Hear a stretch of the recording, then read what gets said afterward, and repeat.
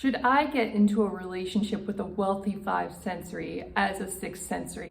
The reason I'm talking about this today is because six sensories may think that they're looking for love at times, but especially if the sixth sensory is not earning an income, living at home with their family, they may have a fantasy of looking for somebody who's going to take care of their needs for them. Think about the movie Pretty Woman with Julia Roberts. One of the reasons why that movie was so popular and it took off is because we have this common fantasy as a society, both for men and women, that if women are prostitutes and they just meet enough gentlemen in their lives, they're going to find the one who's kind to them and who is wealthy. He's going to take care of all her needs, so she never has to be a prostitute again. And this fantasy could work in vice versa as well. The cougar is also a very popular stereotype in society. The opposite version of this stereotype is, think about the younger man who goes for the older woman. And this could be either for a long-term or short-term commitment, but the older woman is mature, she doesn't have any grudges about his past, she's not jealous, and so he can just have his ultimate freedom financially and emotionally because he's with a woman who's just so cool. And both of these fantasies are popular.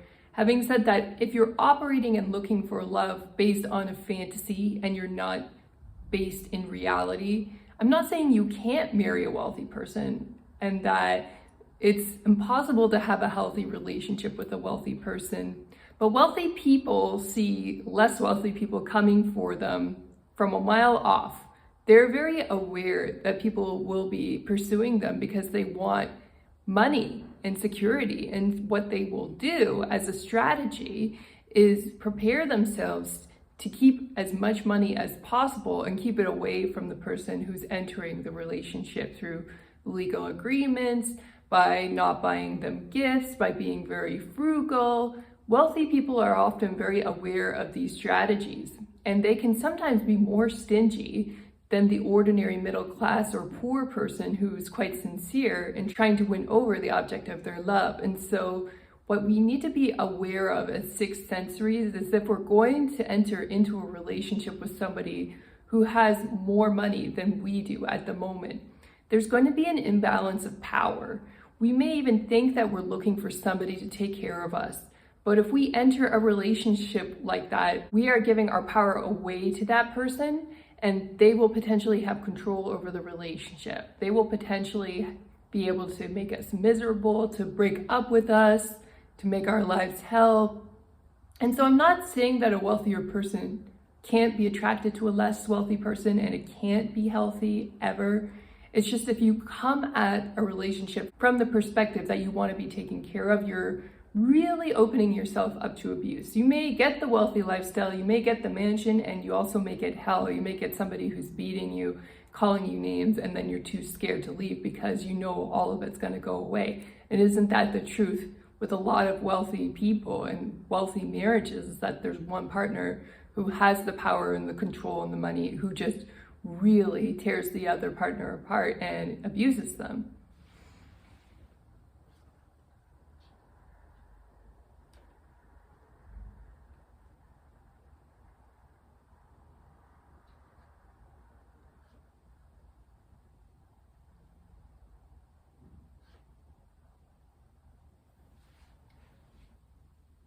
The other thing about wealthy families you may want to be aware of is that the person you're partnering with may not be the primary powerful person of the family that you're going to be relating to if you enter into that family.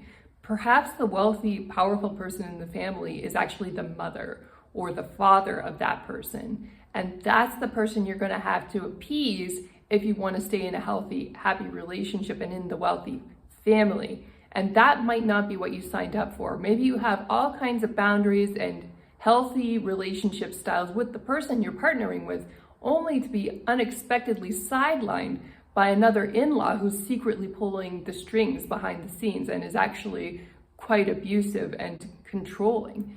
So you want to be aware of these dynamics if you're entering into a relationship with somebody who's wealthy with eyes wide open. they aren't always the best partners, because especially if they come from a larger family dynamic where somebody else is really in control of the money behind the scenes, what's going to happen is you're not going to be in control of your own life.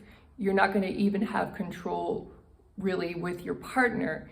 Rather, you're going to be controlled by an outside force. And if that family member is not very benevolent, then that family member can really screw up your life and make your life hell with your partner.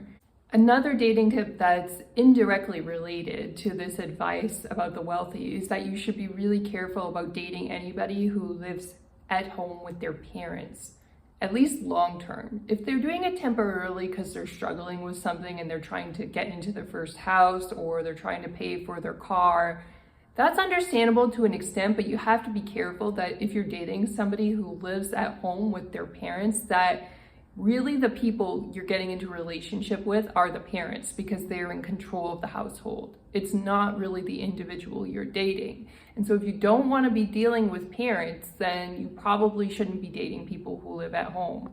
And that can include wealthy people sometimes, because they tend to live together as a unit. Having said that, sometimes more ordinary middle-class families are living this way now too, because of all of the expenses for living in a house and renting an apartment these days. So you want to be really cautious with people who are living with immediate family members, unless you were in a relationship with them previously and got to know them independently and met the parents before, and then they moved in with the parents, and you have a good relationship with those parents. It's a little bit different because you've started with a good foundation. But if you don't know the parents, it's very hard to have privacy and to really get to know a person and set healthy boundaries properly with them, because you're setting boundaries potentially with not only them, but also their parents, which makes things really, really complicated. One of the important foundations to finding a healthy relationship is that it's a good idea for you to be financially independent first. And that's because if something hits the fan and the relationship doesn't work out, you have a safe place to go to. You have enough money to survive.